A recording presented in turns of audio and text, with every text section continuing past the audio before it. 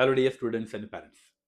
CET सेलची final merit list आली आणि फायनल मेरिट लिस्ट आल्यानंतर खूप साऱ्या विद्यार्थ्यांचं ॲक्च्युअली प्रॉब्लेम्स झाले किंवा त्यांना टेन्शन आलं की आता नेमकं एक्झॅक्टली काय करायचं. एस-सी, एस-टी, एन-टी आणि अदर कुठलीही कॅटेगरी असो, तर त्या कॅटेगरीच्या विद्यार्थ्यांसाठी सगळ्यात मोठा प्रॉब्लेम झाला.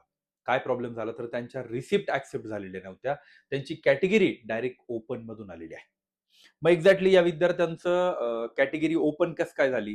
तर रिसिप्ट ॲक्सेप्ट नाही झाल्यामुळे ती एस-टीची कॅटेगरी कन्व्हर्ट होऊन ओपन कॅटेगरीमध्ये मेरिट लिस्टमध्ये नाव आलं. मग विद्यार्थ्यांना या ठिकाणी सर्वात महत्त्वाचा मुद्दा असा आहे, की खूप मोठ्या प्रमाणामध्ये असे विद्यार्थी आहेत, की त्यांचं रिजेक्ट लिस्टमध्येही नाव आहे. एक्झॅक्टली आत्तापर्यंत हे कधीही झालेलं नाहीये. म्हणजे कधीही फायनल मेरिट लिस्टमध्ये किंवा कास्ट व्हॅलिडिटी रिजेक्ट झालेली आहे, रिसिप्ट रिजेक्ट झालेली आहे, असं कधीही झालेलं नाही. साधं काही विद्यार्थ्यांचा असाही प्रॉब्लेम झाला, एस-टी कॅटेगरी होती आणि त्यांचं सी फेच होत नव्हतं. सी फेच न झाल्यामुळे सुद्धा खूप साऱ्या विद्यार्थी रिजेक्ट लिस्टमध्ये आहेत किंवा त्यांच्या कॅटेगरी कन्व्हर्ट होऊन ऑटोमॅटिकली ओपन मधून आलेल्या आहेत. एक माझ्याकडे स्वतःकडेच एक केस आहे. 425 मार्क्स आहेत. एस-टी कॅटेगरी आहेत. कोणती? ST category. आणि त्या विद्यार्थ्याला गव्हर्नमेंट कॉलेज भेटलं असतं. आता त्याला ओपन मधून साधं BMSचं गव्हर्नमेंट कॉलेज सुद्धा नाही भेटणार आहे. मग एक्झॅक्टली ह्याच वर्षी का इतके सगळे चेंजेस? सीईटी सेलने हे चेंजेस केले तर याच्यामुळे विद्यार्थ्यांवरती अन्याय होतोय का? येस, अन्याय होतो आहे. या विद्यार्थ्यांनी खूप साऱ्या प्रमाणामध्ये विद्यार्थी माझ्या माहितीनुसार आरामशीर 400 ते 500 विद्यार्थी आरामशीर निघतील. त्यांच्या ऍडमिशनवरती परिणाम होतोय. तर यावरती काहीतरी सोल्युशन सीईटी सेलने काढायला हवं. आत्ताशी फायनल मेरिट लिस्ट आलेली आहे आणि याच वर्षी नवीनच सिस्टम काढला रिजेक्टेड स्टुडंट्स.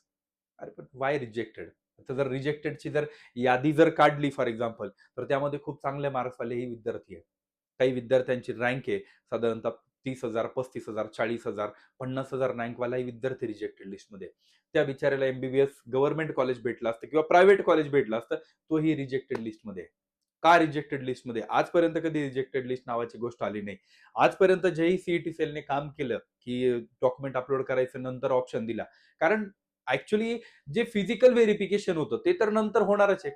तिथून स्टुडंट रिजेक्ट झाला ते चालेल. बिकॉज ऑफ त्याच्या मागचं रिझन असं आहे, की तोपर्यंत स्टुडंटला टाइम भेटतो. डॉक्युमेंट्स बनवायला टाइम भेटत होता. आता तसं काहीच ठेवलं नाही. फक्त 2च कॅटेगरीच्या रिसिप्ट ऍक्सेप्ट केल्या. त्या म्हणजे ओबीसी अँड एससीबीसी. फक्त 2च कॅटेगरीच्या. बाकी कोणाच्याही रिसिप्ट ऍक्सेप्ट केलेले नाहीये व्हॅलिडिटीच्या रिसिप्ट. हे सर्वांनी लक्षात घ्या. आता या स्टुडंटनी एक्झॅक्टली काय करायला हवं? किंवा त्यांचं ऍडमिशन त्यांचं पूर्ण वर्ष वाया जातंय तर एका व्हॅलिडिटीमुळं आणि ती व्हॅलिडिटी त्यांना भेटणार पण आहे. पुढच्या 1 महिन्यात भेटणार आहे, कोणाला 15 दिवसात भेटणार आहे. तर मग त्या विद्यार्थ्यांनी एक्झॅक्टली काय करायला हवं?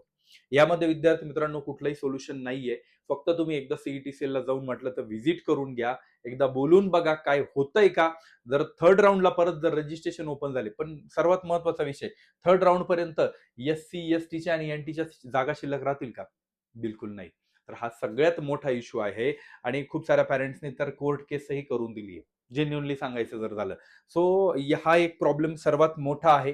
तर जेन्युइन प्रॉब्लेम आहे आणि माझ्या माहितीनुसार जेही विद्यार्थी अशा प्रॉब्लेममध्ये अडकलेले आहेत, त्यांनी सर्वांनी एकत्र येऊन आणि सीईटी सेलपर्यंत पोहोचणं गरजेचं आहे. आणि यामध्ये त्यांचं वर्षभराची मेहनत आहे आणि जस्ट कॅटेगरीच्या व्हॅलिडिटीच्या रिसिप्ट वरतून जर रिजेक्ट लिस्टमध्ये असाल आणि तुम्ही जर ओपन कॅटेगरीमधून जर जात असाल, तर हे पूर्णपणे चुकीचं आहे.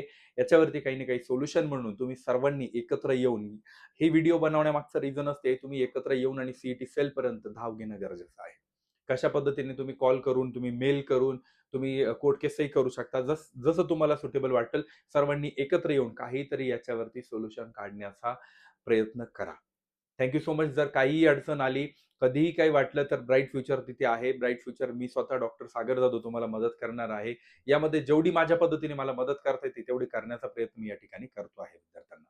Thank you so much. भेटूया नेक्स्ट व्हिडिओमध्ये.